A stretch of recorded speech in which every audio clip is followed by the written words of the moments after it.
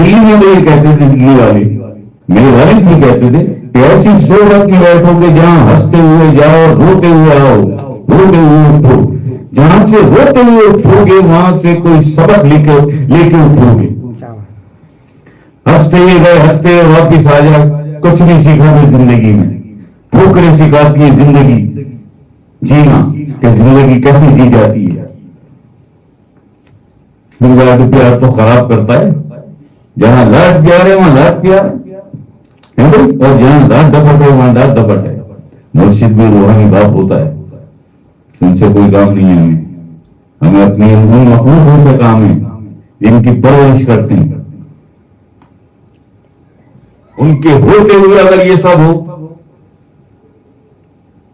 کھلواڑ نہیں ہے یار، یہ کھلواڑ نہیں ہے۔